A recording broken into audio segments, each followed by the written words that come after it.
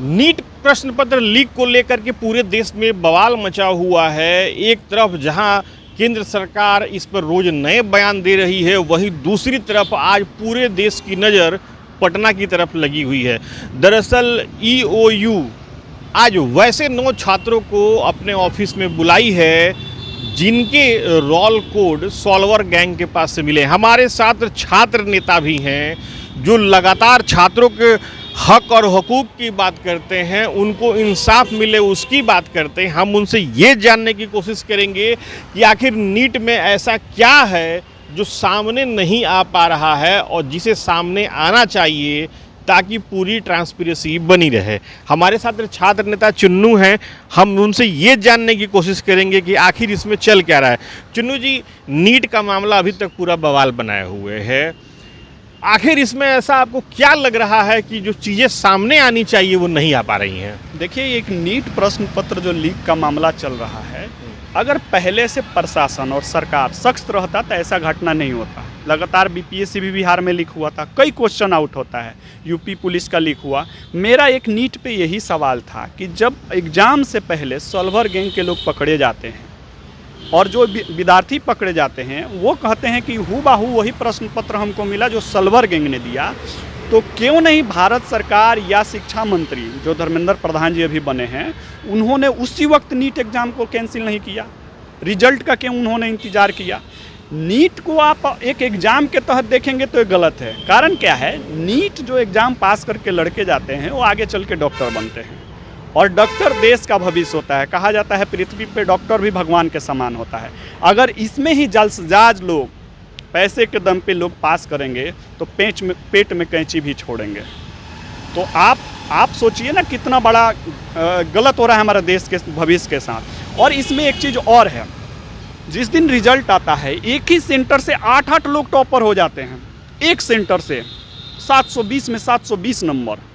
आज तक ऐसा नहीं हुआ। देश में राजेंद्र बाबू को भी 5 नंबर कम आया था, वो भी टॉपर नहीं हो पाए थे। आज मोदी जी या जो भी है केंद्र में, उनको मैं इतना बोलूँगा कि देश के भविष्य के साथ खिलवाड़ ना कीजिए और छोटी मछली को नहीं पकड़िए, छोटी मछली को। चिन्नू जी, सवाल ये उठता है कि आखिर इसमें ट्रांसपेरेंसी में कमी कहाँ रह गई? आखिर जो आरोप लगाया जा रहा है या जो खबरें भी आ रही हैं कि परस्पर सहयोग नहीं किया जा रहा है, आखिर वैसे कारण कौन से हैं कि परस्पर सहयोग जांच में नहीं किया जा रहा है? आप एक चीज़ जानिएगा, देखिएगा तो पाइएगा कि एक नीट प्रश्न पत्र जो अभी तक मैंने मीडिया या सोशल मीडिया पर देखा है, कम से कम 1 करोड़ रुपया में खरीदा गया है। एक प्रश्न पत्र एक स्टूडेंट से लिया गया। तो अगर 1 करोड़ रुपया कोई आदमी दे रहा है एक प्रश्न पत्र के लिए, तो साधारण आदमी तो होगा नहीं। इसमें बड़े बड़े लोग शामिल हैं, बड़े बड़े लोग के बच्चे ही 1 करोड़ रुपया दे के प्रश्न पत्र लेंगे। हमारे और आपके जैसे साधारण परिवार के लड़के नहीं कर सकते 1 करोड़ रुपया की व्यवस्था। तो इसमें प्रशासन और शासन अपना चेहरा बचाने के लिए देश के भविष्य के साथ खिलवाड़ कर रहा है। आप देखिए, कोर्ट ने आदेश दे दिया, सुप्रीम कोर्ट ने आदेश दिया कि जो 1500 बच्चों को ग्रेस मार्क दिया गया था उनका फिर से एग्ज़ाम होगा। एक चीज़ हम जानना चाहेंगे, कोर्ट का सम्मान हम करते हुए जानना चाहेंगे कि आखिर क्या परफॉर्मा था जो 1500 लड़कों को ग्रेस मार्क दिया गया था? उसका तरीका क्या था? कितना मार्क्स दिया गया था ग्रेस मार्क और बाकी को क्यों नहीं दिया गया था? और 15 से ही दोबारा एग्ज़ाम क्यों देंगे? हो सकता है उन 1500 में अगर 2 लोग को प्रश्न पत्र मिला हो तो बाकी 24 लाख में से जो विद्यार्थी होंगे उसमें और लोग को भी तो मिला होगा। तो आप बचा किसको रहे? 1500 का ही दोबारा एग्ज़ाम क्यों लीजिएगा? सबका लीजिए, क्या हो जाएगा? एक बार फिर फॉर्म भरवाइए। अब आप एक तरीके से काउंसलिंग करवाने लगे, दूसरे तरीके 1500 लड़कों का एग्ज़ाम लीजिएगा, फिर उनको कहाँ एडजस्ट कीजिएगा? अच्छा, आज सबकी नज़रें ईओयू पर टिकी हुई है। बिहार में आज ईओयू वैसे 9 स्टूडेंट्स को उसने बुलाया है जो सस्पेक्ट हैं, मतलब संदेह के घेरे में है। अभी वो जांच का विषय है कि वो क्या है क्या नहीं है, लेकिन अभी संदेह के घेरे में है। उनसे वो सवाल जवाब जो जानकारी हमें मिल पा रही है कुछ पूछेगा। इसको आप कैसे देखते हैं? कितनी उम्मीद आपको इससे लगती है? देखिए, बिहार में पहली बार ऐसा घटना नहीं हुआ। कई ऐसे एग्ज़ाम जो हम लोग देखते हैं, 4 बार हम जेल जा चुके हैं छात्र राजनीति, छात्रों की आवाज़ उठाते हुए। रेलवे के एग्ज़ाम में भी यही हुआ, ग्रुप डी वाला एग्ज़ाम में ही हुआ। हमको इन लोगों पे कोई भरोसा नहीं कि कब माइनेज हो जाए, किससे माइनेज हो जाए। हो सकता है इन्हीं का कोई बड़ा पदाधिकारी का बेटा हो, उसको बचाने के चक्कर में देश के भविष्य के साथ खिलवाड़ कर जाएं। तो इसलिए हमको इन लोगों पे भरोसा नहीं। मेरा इस स्पष्ट मानना है कि आप इसमें मतलब चूहा बिल्ली का खेल मत कीजिए। चोर को ही कोतवाल बना दीजिएगा तो चोर पकड़ाएगा कहाँ, किसको पकड़ेगा चोर, वो काम मत कीजिए। आपके हिसाब से क्या होना चाहिए? स्पष्ट रूप से हमारी एक ही मांग है, रीनीट करवा दीजिए, रीनीट कराइए। चूँकि रीनीट कराइएगा तो इस बार आपके पास ऑप्शन हो जाएगा कि कहाँ से लीक हुआ था। प्रशासन से बिना प्रशासन के लोग, ये तो हम भी जानते हैं और सब लोग जानता है, बिना प्रशासन के जाने कोई लीक नहीं हो सकता। चाहे बड़ा लेवल पे प्रशासन जानता हो, चाहे छोटा लेवल पे जानता हो, जानता तो सब था। तो इसमें कार्रवाई छोटे लोग पे नहीं होना चाहिए, बड़े लोग पे। अब एनटीए क्या किया, एनटीए का प्रश्न पत्र लीक होता है और एनटीए अपने ही चेयरमैन से लीक का जांच करवा रहा है। 4-5 पुराने जजों का बेंच बना के उससे भी जांच हो सकता था। अपर हाउस है, राज्यसभा है, उसके भी कमेटी से जांच हो सकता था। एनटीए के चेयरमैन ही जांच करेंगे, मतलब चोरी भी एनटीए करेगा, जांच भी एनटीए करेगा, तो पकड़ा कौन जाएगा? बिल्कुल सही बात है, पकड़ा कौन जाएगा। हमारे साथ कुछ और भी लोग हैं, हम उनसे ये जानना चाहते हैं कि नीट का जो मामला चल रहा है उस पर वो क्या सोचते हैं। पूरा मामला अभी चल रहा है, छाया हुआ है, तमाम मीडिया, प्रिंट मीडिया हो, इलेक्ट्रॉनिक मीडिया हो, सोशल साइट्स हो भी नीट से भरा हुआ है। ऐसे में आप भी एक पढ़े लिखे युवा हैं, आप भी तैयारी करते होंगे कॉम्पिटिटिव एग्ज़ाम की, आप क्या सोचते हैं ये बताएं। एक सिंपल सा सोच है, यहाँ कोई नेतागिरी का इन्वॉल्वमेंट नहीं, कुछ भी नहीं, कि जो गरीब है वो अग्निवीर या ऐसा कुछ बने, और जो पूंजीपति लोग के बच्चे हैं वो किसी भी माध्यम से, वो पेपर लीक हो, चेयरमैन को हायर करना हो, नेता से पैरवी हो, अपने बच्चों को वो डॉक्टर किसी भी हाल में, वो तो पेपर लीक हो गया तब ये हाईलाइटेड है। नहीं होता अगर पेपर लीक तो वो लोग डॉक्टर होते या कहीं इंजीनियर होते या किसी बड़े पद पे बैठे होते। अभी आप लीक हुआ है तो आपको पता चल रहा है कि नीट का पेपर लीक हुआ। ऐसा बहुत सारा संस्था होगा, बहुत सारा पीएसयू होगा, बहुत सारा डिपार्टमेंट होगा जहाँ शायद किसी पूंजीपति का बेटा ऐसे ही पेपर लीक करा कर बैठा हुआ होगा। हम तो इस चीज़ पर फोकस कर रहे हैं कि हम आखिर ऑथोरिटी तो छोड़िए, अब अपना जान भी किसके हाथ में हम दे रहे हैं, किन लोगों के हाथ में दे रहे हैं। ये पूंजीपति के बेटा के हाथ में। अगर मेरा इलाज चल रहा है फुंसी का, वो इलाज करने लगे कैंसर का, मतलब अलग ही तरीके से आप नहीं एक्सपेक्ट करते हैं, इंडिया में नहीं एक्सपेक्ट कर सकते हैं कि कौन किस पोजीशन पे डिज़र्विंग इंसान बैठा हुआ है या नहीं। और जो डिज़र्व करता है, ज़्यादा से ज़्यादा क्या कीजिएगा, रिकंडक्ट पेपर कराइएगा। क्या बच्चा का मोरल नहीं टूटेगा? क्या उसका टाइम खराब नहीं होगा?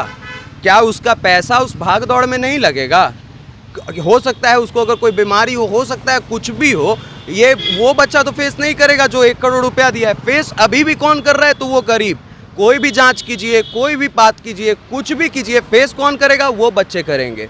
इस चीज़ पे फोकस हम कहाँ कर रहे हैं? हम अभी अपना राजनीतिक गुणगान कर रहे हैं, अपना जो डिप्लोमेटिक गुणगान कर रहे हैं, लेकिन उन बच्चों के भविष्य के बारे में आखिर सॉल्यूशन है क्या? आखिर इसका सॉल्यूशन, इस बात का निदान है क्या? ये पता कि इसको ये बताएगा कौन? वो चेयरमैन बताएगा या नेता बताएगा या वो बच्चे के पेरेंट्स बताएंगे या ये आम जनता बताएगी? बस इतना बताइए। अच्छा चुन्नू जी, एक सवाल ये भी है, ये जो बच्चा जो तैयारी करता है, कोई भी बच्चा इतना वक्त लगाता है, पैसा लगाता है, अगर इस तरह की घटनाएं होती हैं तो उसको मोरली वो कितना डाउन होता है? देखिए, कोटा एक शहर है, सब लोग जानता है। नीट का सबसे ज़्यादा स्टूडेंट वहीं तैयारी करता है, कोटा में। कोटा में प्रतिदिन एक स्टूडेंट का आत्महत्या करता है, प्रतिदिन एक स्टूडेंट कोटा में। और अधिकतर बिहार के बच्चे, खास करके बिहार से हैं तो बता रहे हैं कि कोटा में पढ़ाई करते हैं। और कोटा को समझिए, वहाँ वैसे लोग टीचर बन गए हैं जिनको हम गांव में 10वीं क्लास के बच्चों को पढ़ाने नहीं दे सकते हैं। और कोचिंग माफियाओं का बड़ा बड़ा होर्डिंग, 1 लाख एक विद्यार्थी, 2 लाख वो अपना जाके 1 साल का फीस देता है, उसके बाद रहन सहन का व्यवस्था करता है। और कोटा में जाइएगा तो इतना प्रचार का माध्यम है कि अरबों रुपया, करोड़ रुपया प्रचार में खर्च हो रहा है। तो अब तो शिक्षा बचा नहीं, बाजारीकरण हो चुका। और जिस कोचिंग माफियाओं के साथ लोकसभा का अध्यक्ष कोचिंग का फीता काटता हो, उनका पैरवी का आप अंदाज़ा लगा सकते हैं कितने बड़े पैठ वाले होंगे कोचिंग वाले। अच्छा, एक सवाल आपसे है कि नीट का जो मामला चल रहा है, तमाम बच्चे जो तैयारी कर रहे हैं, जो एग्ज़ाम दिए हैं उनके मोरल पे तो असर पड़ सकता है। आने वाली पीढ़ी जो है, क्या वो इन सब चीज़ों को देख के बूस्ट होगी? वो चाहेगी कि हम नीट का एग्ज़ाम दें या ना दें? सर सिंपल सा बात है कि ऐसे बहुत सारे फैमिली हैं, middle class, middle lower class हैं, जिनके पास सिर्फ 1 साल का फ़ी का इंतज़ाम होता है, अगले साल का नहीं होता है उनके पास। आप देखिए, हर बच्चा MBBS में नहीं जाता है, कुछ डेंटल में भी जाता है, कुछ आयुर्वेद में भी जाता है, कुछ वेटनरी में भी जाता है। किसी का बाय लक या जैसे भी हो, पढ़ के मेहनत करके, मान लीजिए कि BDS में डेंटल में सिलेक्शन हो गया था, वेटनरी में सिलेक्शन हो गया था, अन्य कॉलेज में आयुर्वेद में सिलेक्शन हो गया था, वो ना सर 100% गारंटी देता हूँ कि वो अब नहीं अपना मोरल बूस्टअप कर पाएंगे। री एग्ज़ाम भी हो, वो अपना मोरल नहीं बूस्टअप कर पाएंगे, पैसे नहीं ला पाएंगे अगले साल का तैयारी करने के लिए। आपको क्या लग रहा है कि अगले महीने क्या एग्ज़ाम हो जाएगा? नहीं, अगले महीने नहीं हो जाएगा। अभी NTA को लाया गया था कि ट्रांसपेरेंसी बनी रहेगी। सर मैंने खुद CUET का एग्ज़ाम दिया था, CUET PG के लिए मैंने एग्ज़ाम दिया था। ऐसे ऐसे क्वेश्चंस हमने उसमें फेस किए हैं जिसका कोई सर पैर हाथ नहीं था हमारे सब्जेक्ट से। जर्नलिज्म का मैंने एग्ज़ाम दिया, उसमें ऐसा ऐसा क्वेश्चन आया था जिसका कोई हाथ पैर नहीं था, और वही पेपर जाता है किसको?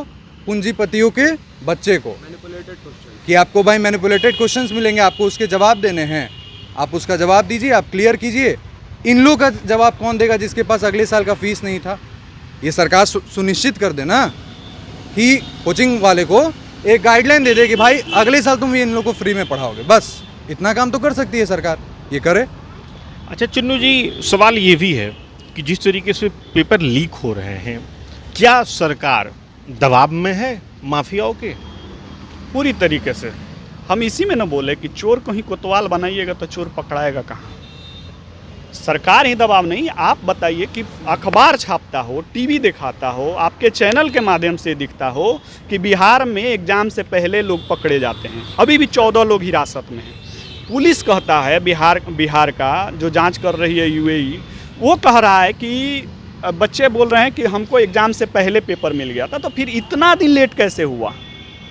कोर्ट के क्या लगता है आखिर इतना लेट क्यों हुआ? क्या कारण हो सकते हैं? पूरे लोग शामिल हैं, शासन और प्रशासन की मिली भगत से इतना बड़ा गेम। जो बिहार का मजाक उड़ाते थे ना कि 10th में ऐसे होता है, लटक के एग्जाम होता है, पेपर लीक होता है, शर्म करना। नीट का भी पेपर लीक हुआ है, अब शर्म करना। अब बिहार का मजाक मत उड़ाना। जो उड़ाते थे मजाक कि 10th में ऐसे होता है, 12th में ऐसे होता है, पूरे भारतवर्ष में हुआ है।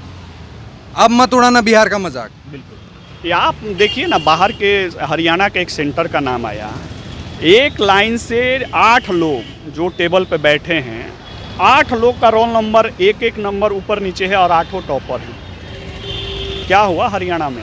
कैसे हुआ ये?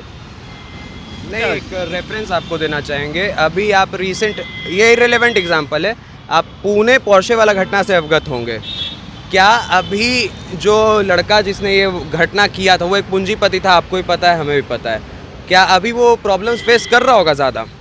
अभी वो किस प्रकार का प्रॉब्लम फेस कर रहा होगा? और वो लड़का जो गरीब था, जो मरा, वो कैसा प्रॉब्लम फेस कर रहा होगा? अभी ये मैटर हाईलाइटेड भी नहीं है, हर जगह सोशल मीडिया हर जगह से गायब। वही हाल नीट के भी बच्चों का होगा कि जो ये लोग रह जाएंगे जिन्होंने करोड़ रुपया लगाया था, ये तो आगे चल के डॉक्टर बनने वाले हैं। इन पे तो कोई चार्जेस इम्पोज होंगे नहीं, किसी भी तरीके का कोई सिविल क्रिमिनल कोई केस आप इनका आगे जाके जांच कर लीजिएगा, कुछ नहीं होने वाला है। परेशान वो बच्चे, आप उनका जायजा जरूर लीजिएगा कि उनका हाल क्या हुआ, और वो फ्यूचर में डॉक्टर बने या प्लम्बर बने, ये ज़रूर पता कीजिएगा। और ये हमारे भारत के इस पूरे के पूरे सिस्टम का देन है कि आपने एक बच्चे की ज़िंदगी संपूर्ण रूप से तबाह कर दिया।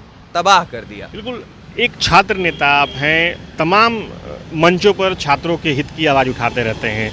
मैं अगर आपसे ये जानने की कोशिश करूं कि आप फाइनली क्या चाहते हैं ताकि इतने बड़ी संख्या में जो बच्चे हैं उनको न्याय मिले, तो आप क्या कहना चाहेंगे? देखिए, अभी मैं दिल्ली से आया, 2 दिन मुझे पुलिस अरेस्ट किया था आंदोलन करते हुए। मसाल जुलूस भी मैंने निकाला था बड़े पैमाने पे। मेरा स्पष्ट मानना है, रीनीट, क्योंकि अगर एग्ज़ाम नहीं होगा, रीनीट नहीं होगा, तो इसमें बहुत बड़े घपाला होगा और ये वर्तमान के साथ हमारा भविष्य भी बर्बाद होगा। एक NTA को ये चाटा लगना चाहिए। इसमें 1 रुपया फीस नहीं स्टूडेंट से लिया जाए। इवन सरकार उनका आने जाने का किराया बेयर करे, लेकिन री नीट ले आप नीट के सैकड़ों विद्यार्थियों का कॉल मेरे पास आता है। मैं अभी जंतर मंतर पे भी धरना पे बैठा था, सत्याग्रह पे, वहाँ भी विद्यार्थी आते थे, उनसे स्पष्ट बात होता था, उनका भी स्पष्ट मानना है कि री नीट कराइए, दूसरा कोई ऑप्शन नहीं, चूँकि इस दाल में इतने काले हैं कि निकाल पाना असंभव है। पूरी दाल बदलना होगा तब जाके बचेगा। बिल्कुल, तो जैसा आपने सुना, ये छात्र नेता और इन छात्रों का स्पष्ट रूप से कहना है कि री नीट कराया जाए, यही इसका एकमात्र समाधान है, क्योंकि नीचे से लेके ऊपर तक संदेह के इतने घेरे आ गए हैं जिसे दूर करना फिलहाल मुनासिब, या यूं कहें तो फिलहाल ऐसा नहीं लग पा रहा है कि वो संदेह के घेरे दूर हो पाएंगे। इसका एकमात्र रास्ता ये है कि री नीट लिया जाए और जो कैपेबल हैं उनको आगे बढ़ने का मौका दिया जाए। Sujeet Kumar, TV9 digital, Patna.